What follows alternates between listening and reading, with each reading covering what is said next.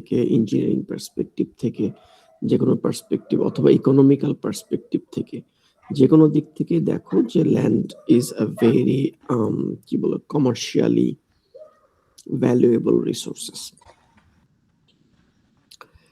But আমরা যেটা land ম্যানেজমেন্টের প্রথম ২-৩টা লেকচারে যেটা দেখেছিলাম যে we don't have any very much orchestrated land management system. Agricultural ল্যান্ডের তো আমাদের ডিফারেন্ট ইস্যুস আছে, যেটা আমরা ডিসকাস করেছিলাম যে thousands of land related disputes are pending in the court. Non-agricultural land এটা আরো বেশি challenging because it locates in mostly in urban areas এবং urban areas due to its valuation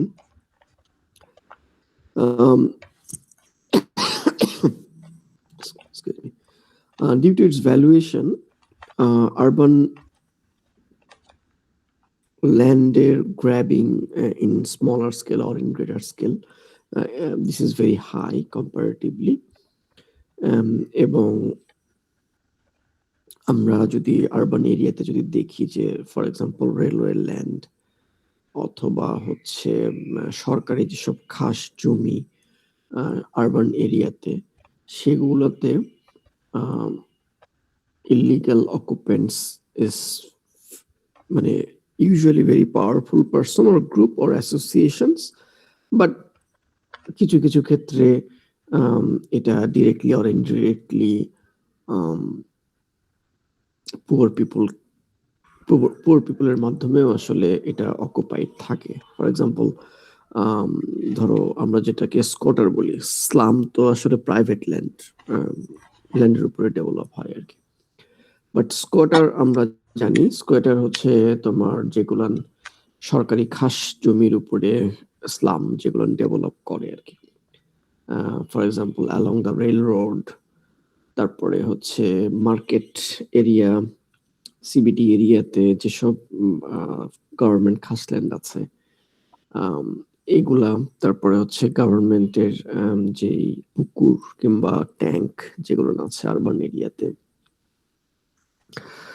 অথবা হচ্ছে জুট মিল গুলোনের যে তোমার যে ল্যান্ড, জুট মিলে বাংলাদেশের যে জুট মিল কর্পোরেশন বিজেএমসির ল্যান্ড এখনো পর্যন্ত আরবান এরিয়াতে যে কোনো অর্গানাইজেশনের থেকে অনেক বেশি। খুলনাতেও ফর এক্সাম্পল বিজেএমসির প্রায় 25 একরের মতো জায়গা আছে আর কি, এবং একটা জায়গাতেই আর কি, এবং তারা এখন তার বেশিরভাগ এরিয়াই তারা অলরেডি বিন গ্র্যাবড অর এনক্রোচড, যেহেতু অনেকদিন ধরেই জুট মিল কর্পোরেশনের কোনো কাজ নাই, মিলে কোনো কাজ নাই, মিল ডেরিলিক্ট অবস্থায় পড়ে আছে। সো এরকম বিভিন্ন গভর্নমেন্ট অর্গানাইজেশনের ডিফারেন্ট কাইন্ড অফ ল্যান্ড আছে আরবান এরিয়াতে। So this is also a very valuable land as well. So agricultural land এবং নন এগ্রিকালচারাল ল্যান্ডে আমাদের যে এক্সিস্টিং যে কারেন্ট যে চ্যালেঞ্জেস গুলো আছে, সেই একই সেম চ্যালেঞ্জেস খাসল্যান্ডের ক্ষেত্রেও প্রযোজ্য আর কি। খাসল্যান্ড, এগ্রিকালচারাল খাসল্যান্ড এবং নন এগ্রিকালচারাল খাসল্যান্ড বেসিক্যালি দুইটা ডিফারেন্ট পারপাসে ইউজ হয় আর কি।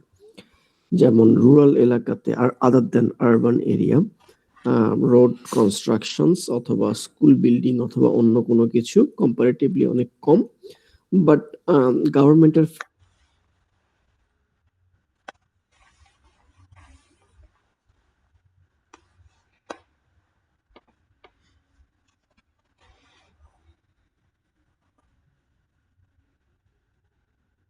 ল্যান্ডের ডিস্ট্রিবিউশনটা দেওয়া, so that they can make their livelihood sustain with that খাসল্যান্ড।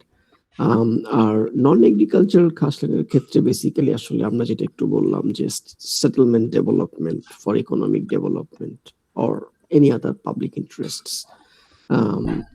যেটা আমরা বললাম যে সোশ্যাল সার্ভিসেস, হসপিটাল, স্কুল অথবা পাবলিক বিল্ডিংস অথবা হাউজিং অথবা অন্য আদার যেকোনো government activities that brings some sort of social services or social benefits or even economic benefits.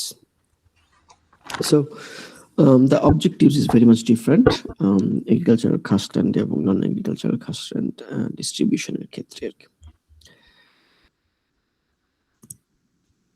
So এটাকে একটু আরেকটু এক্সপ্লোর করা হয়েছে, যেমন ধরো তোমার একদমই ভেরি মাচ নমিনাল ফি দিয়ে এগ্রিকালচারাল খাসল্যান্ডটা ডিস্ট্রিবিউট করা হয় ল্যান্ডলেস ফ্যামিলি।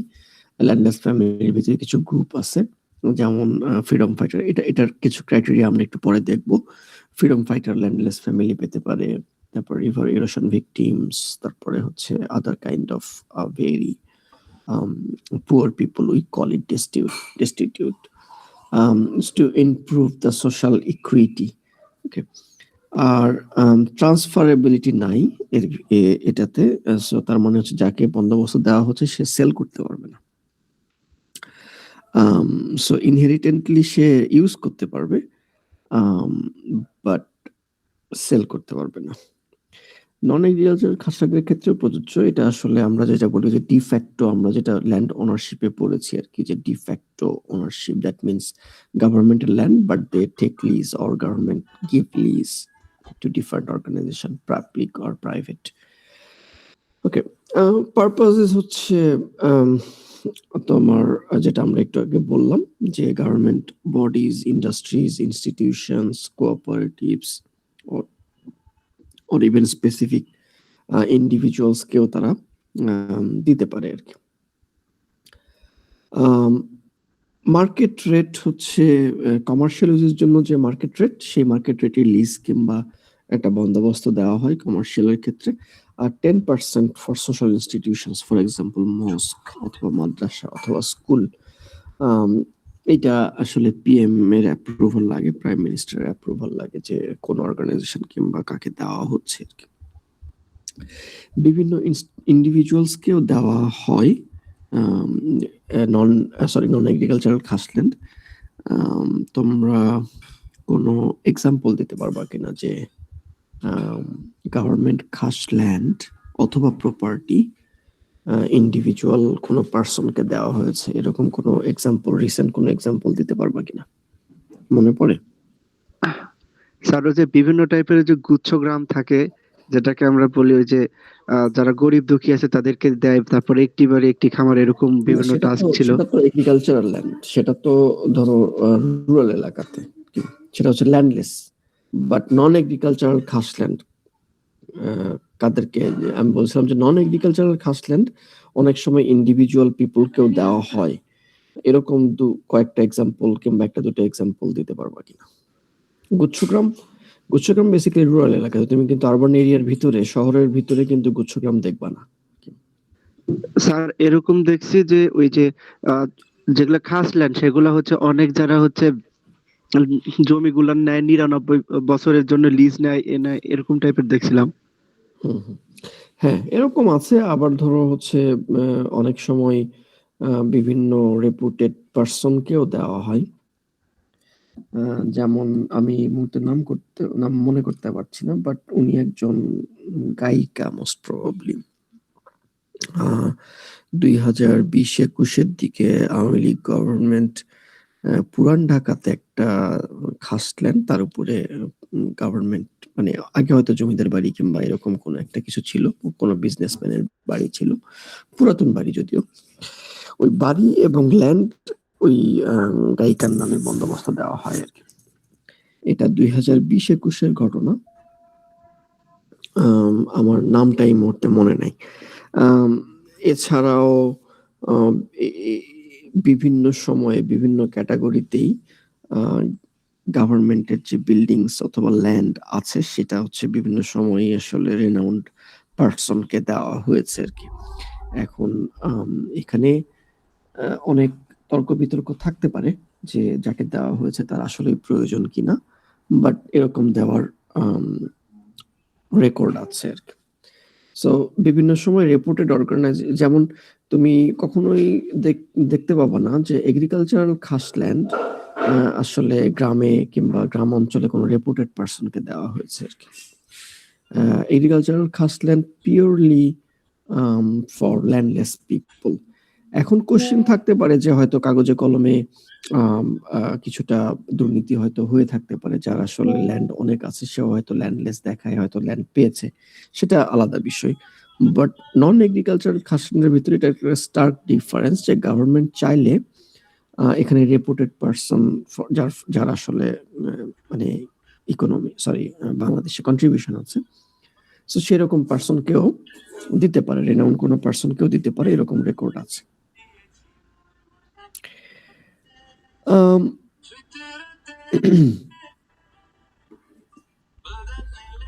সো রুলস হচ্ছে যে একজন মেম্বার একটা ফ্যামিলি থেকেই শুধুমাত্র ল্যান্ড পাবে এবং জয়েন্টলি দেওয়া, হাজব্যান্ড এবং ওয়াইফের নামে জয়েন্টলি দেওয়া হয়।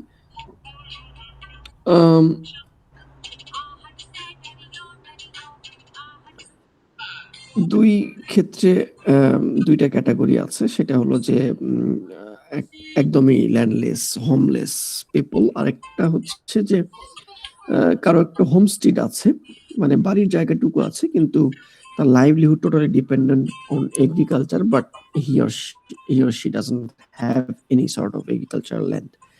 সো তার লাইভলিহুড ইমপ্রুভমেন্টের জন্য তাকে এক ল্যান্ড দেওয়া যেতে পারে আর কি। আর যার বাড়িও নাই, এগ্রিকালচারাল ল্যান্ডও নাই, তাকে জাস্ট একটা হোম এনশিওর করা, প্লাস হচ্ছে সাথে সাথে ওটার উপরে বেস করে সে যাতে অন্য কোনো এমপ্লয়মেন্টে এঙ্গেজ হতে পারে আর কি। কারণ আমাদের সংবিধানে বলা আছে যে যে পাঁচটা যে মৌলিক চাহিদা তার ভিতরে আসলে হাউজিং একটা আর কি। সো ওই পার্সপেক্টিভ থেকে সোশ্যাল ইকুইটি এনশিওর করার জন্য একই সাথে লাইভলিহুড, কারণ there is a very strong relationship between people's productivity and a good housing system. মানে মানুষ যদি ভালো শেল্টার পায় তাহলে তার প্রোডাক্টিভিটির সাথে এটার পজিটিভলি কোরিলেশন আছে আর কি। Up to 1 acre per family, আর কোস্টাল এরিয়াতে এটা 1.5 একর পর্যন্ত হতে পারে। 1.5 একর মানে হচ্ছে কত? Do you have any idea? What is the conversion units between 1 acre and bigha? Sir প্রায় 3 বিঘা। আচ্ছা, প্রায় 100% হচ্ছে 1 একরের মতো হয় স্যার, আর 1 বিঘা হচ্ছে প্রায় 30% 1 বিঘা। হ্যাঁ, মানে 3.3 সামথিং এরকম আর কি। জি স্যার। 3.25 অথবা 3.3 বিঘাতে 1 একর হয় আর কি। ওকে।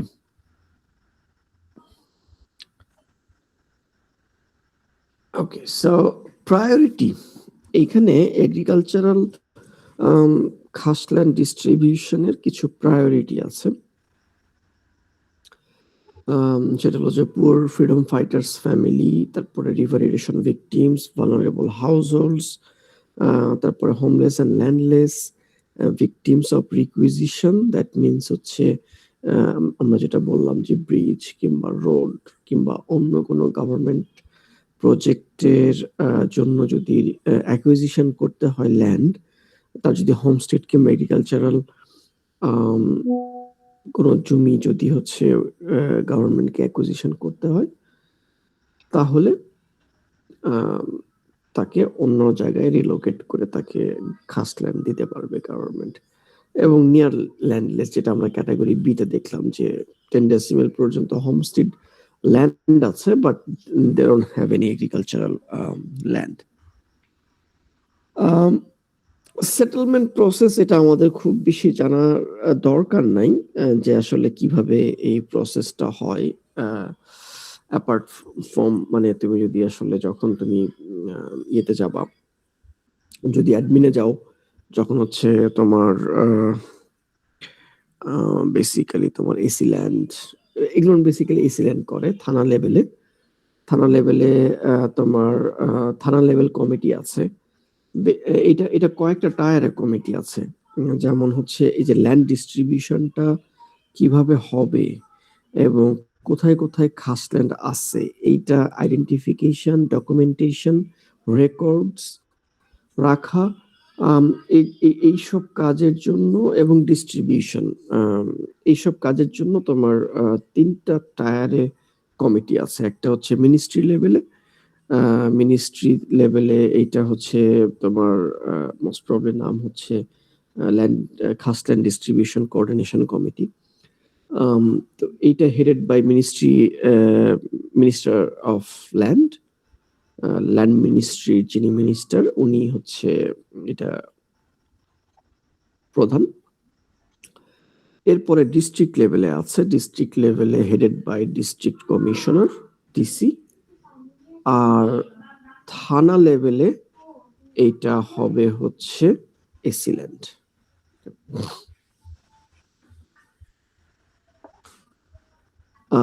সো এই কারণে বলা হচ্ছে যে দেখো যে থানা লেভেল কমিটি, থানা committee physically hands over possession to the land to the recipient family within 15 days of registry. So that means হচ্ছে থানা কমিটি আসলে অ্যাপ্লিকেশন অ্যাকসেপ্ট করবে এবং ডিস্ট্রিক্ট লেভেলে এটা অ্যাপ্রুভাল এবং ফর্মালাইজেশনটা হবে।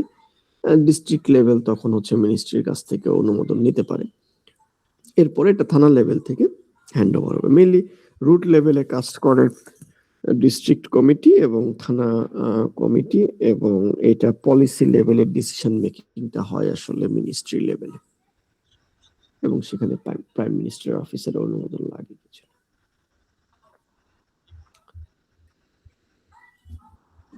ওকে, সো এক্সিকিউটিভ কমিটি যেটা আমরা বলছি গভর্নেন্স স্ট্রাকচারে হচ্ছে তোমার পলিসি ডিসিশন, আমরা একটু যেটা বললাম যে ডিস্ট্রিক্ট লেভেলে পলিসি অ্যাপ্রুভাল এবং থানা কমিটিকে ইয়ে করা। আর থানা কমিটি হচ্ছে ল্যান্ড আইডেন্টিফিকেশন অথবা বেনিফিশিয়ারি সিলেকশন, হ্যান্ড ওভার, এই জিনিসগুলো দেখে আর কি।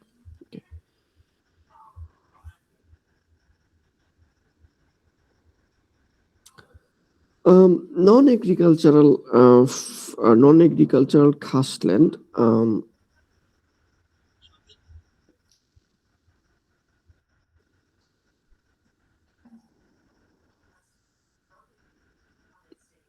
যেটা করে সেটা হলো যে তোমার to facilitate development for industry, commercial and residential purposes in a structured manner, এবং ইকোনমিক নিড অথবা সোশ্যাল নিডের উপরে বেস করে তারা ল্যান্ড অ্যালোকেট করে। ফর এক্সাম্পল, তোমরা এখন প্রতিটা ডিস্ট্রিক্ট লেভেলে বেসিক শিল্পনগরী দেখবা আর কি। সো বেসিক শিল্পনগরী is a very built on খাসল্যান্ড, অথবা গভর্নমেন্ট কিছু কিছু ক্ষেত্রে খাসল্যান্ডে যদি না হয়, এক দাগে তো অনেক সময় খাসল্যান্ড খুব বেশি পাওয়া যায় না। সো সেক্ষেত্রে হচ্ছে তারা তখন ল্যান্ড অ্যাকুইজিশনের দিকে যেতে পারে আর কি। এবং ডাইভার্স স্পেকট্রাম আছে, যেমন পাবলিক এবং সোশ্যাল গুডস এর ক্ষেত্রে, এটা আমরা ডিসকাস করেছি একটু আগেই। স্পেশাল অ্যালটমেন্টস এবং ইন্ডিভিজুয়াল, যেটা আমরা বললাম যে এমিনেন্ট পারসন, যেমন হচ্ছে পয়েট, লিটারেটি, অথবা হচ্ছে অন্য কোনো কেউ যেটাতে পিএম এর অ্যাপ্রুভাল লাগে আর কি।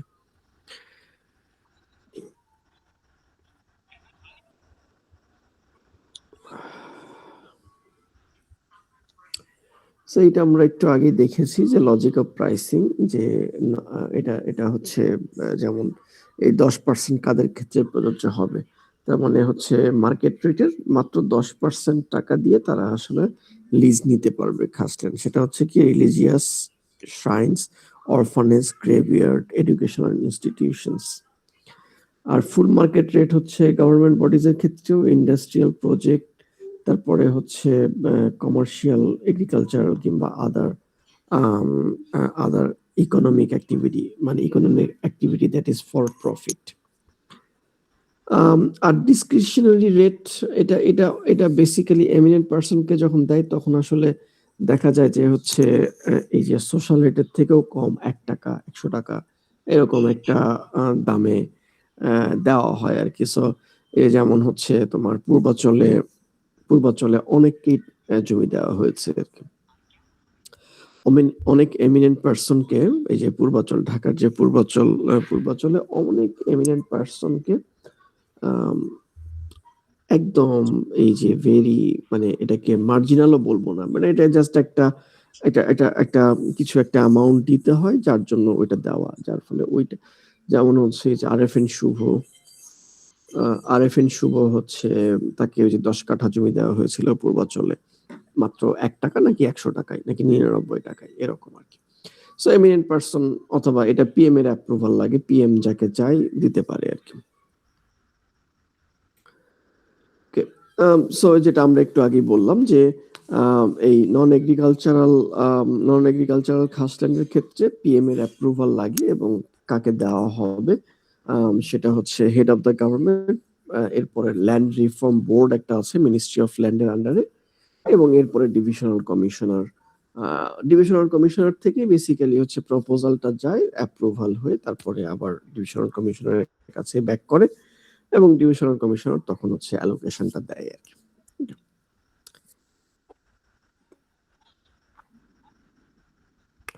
সো এখন যদি আমরা বলি যে বিশেষ করে আমাদের এগ্রিকালচারাল খাসল্যান্ডের ক্ষেত্রে তো বলার কিছু নাই, যে ধরো কোনো একটা রোড কিংবা ব্রিজ কনস্ট্রাকশন হচ্ছে, সেক্ষেত্রে তুমি তখন বলতে পারো যে ঠিক আছে তারা যেহেতু এফেক্টেড, সো তাদেরকে আসলে আরেকটা জায়গাতে খাসল্যান্ড কোথায় সেটা অ্যালোকেট করা আর কি। এবং আমরা মাস্টার প্ল্যানে খাসল্যান্ডের এটা জানা জরুরি এই কারণে, আমরা আসলে এটা কেন পড়ছি সেটা জানা জরুরি, যে এইটা জানা জরুরি এই কারণে যে তুমি যখন মাস্টার প্ল্যান করবা, মাস্টার প্ল্যানে তুমি যখন ইনভলভ থাকবা, দেখবা যে মাস্টার প্ল্যানে একটা মৌজা ম্যাপ দেখে একটা তোমার এস্টিমেশন করা হয় যে মাস্টার প্ল্যানের বাউন্ডারির ভিতরে কত খাসল্যান্ড আছে এবং কোথায় কোথায় আছে।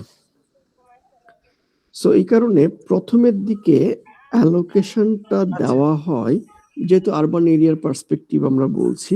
সো প্রথমের দিকে যখন আমরা সোশ্যাল সার্ভিসেস গুলো প্রপোজ করি মাস্টার প্ল্যানে, সো আমরা চেষ্টা করি যে যেখানে যেখানে খাসল্যান্ড যদি আসলে তোমার নেটওয়ার্ক মানে ট্রান্সপোর্ট কানেক্টিভিটি অথবা আদার্স সবকিছু মিলে, সেক্ষেত্রে এই যে পাবলিক এবং সোশ্যাল সার্ভিসেস যেগুলা মস্ক অথবা কমিউনিটি সার্ভিসেস অথবা লাইব্রেরি অথবা পার্ক অর ওপেন স্পেসেস, এগুলোকে আমরা তখন ওই খাসল্যান্ডে ডিস্ট্রিবিউট করি অথবা খাসল্যান্ডের উপরে প্রপোজ করি, সো দ্যাট গভর্নমেন্টের অ্যাকুইজিশন পারপাসে টাকাটা কম লাগে, যেহেতু গভর্নমেন্টের জমি, সো সেখানেই আসলে এটা ডেভেলপমেন্ট হবে আর কি। আর ইকোনমিক এবং কমার্শিয়াল ডেভেলপমেন্টের ক্ষেত্রেও ফর এক্সাম্পল তুমি মাস্টার প্ল্যানে প্রপোজ করতে পারো, ফর এক্সাম্পল যে ধরো কোনো একটা শহরের মাস্টার প্ল্যান হচ্ছে, সেখানে এমপ্লয়মেন্ট জেনারেশন প্রয়োজন। এখন এমপ্লয়মেন্ট জেনারেশনের জন্য তো one of the major capital হচ্ছে ল্যান্ডের price is becoming very high. So যারা আসলে এসএমই, যারা ছোট শহর অঞ্চলে ডিস্ট্রিক্ট লেভেলে তো খুব বড় ইন্ডাস্ট্রি থাকবে না, সো ছোট ছোট যেসব ইন্ডাস্ট্রি তাদেরকে তুমি কিভাবে ইনসেনটিভস দিতে পারো এবং কতটুকু ইনসেনটিভস দিতে পারো সেটা যেমন ধরো এখানে বলা আছে।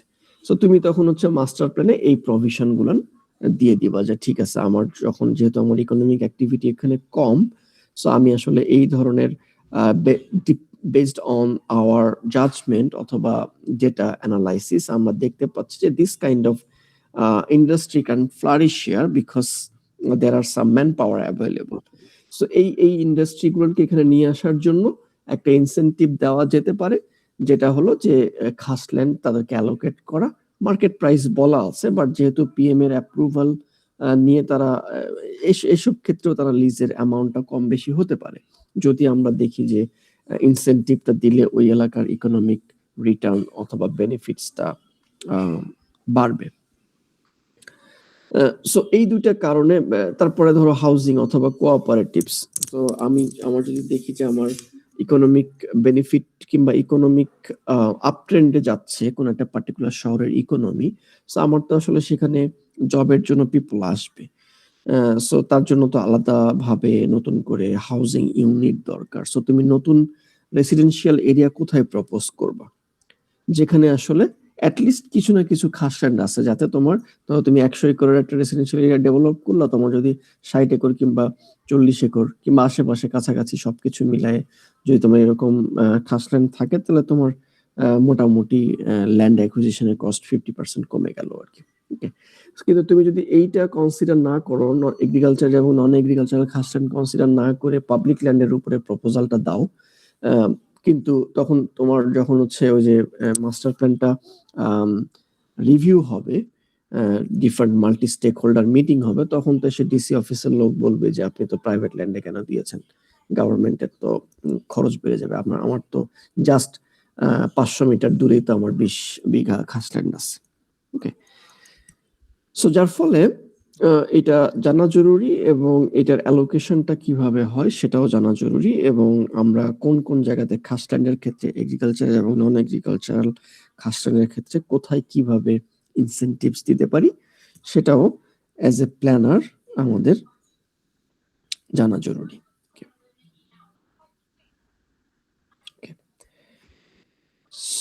সো এটা পরেরটা একটু এআই দিয়ে তৈরি করা। সো এই ইন কনক্লুশন আমরা বলতে পারি যে মোটামুটি আমরা এখানে কিছু ক্যান্সেলেশন পলিসি আছে যে কি কারণে আসলে তুমি লিস্টটা ক্যান্সেল করতে পারো বিভিন্ন আনলফুল কাজের জন্য আর কি। ওকে, আমরা তাহলে আজকে এখানেই শেষ করছি। তোমাদের যদি কোনো কোশ্চেন্স কিংবা কোয়েরিজ কিছু থাকে সেটা আমরা ডিসকাস করতে পারি।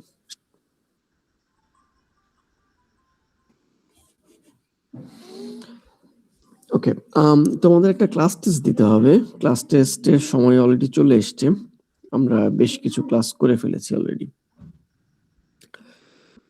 সো নেক্সট রোববার তোমরা একটা ক্লাস টেস্ট দাও, দিতে পারবা?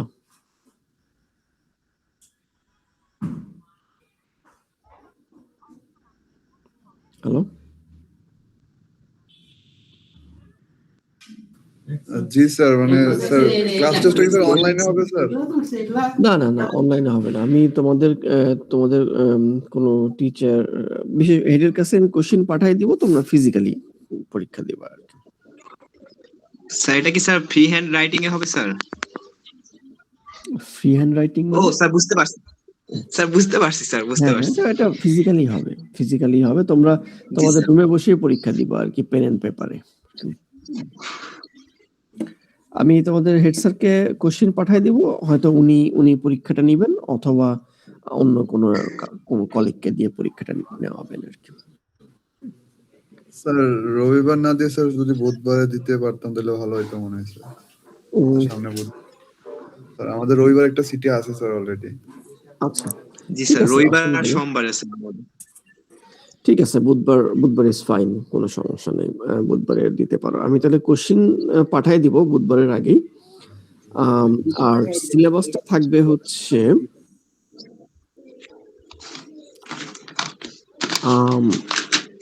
এসিজেট, আমরা গতকালকে যেটা পড়লাম, এসিজেট এবং ল্যান্ড গ্র্যাবিং।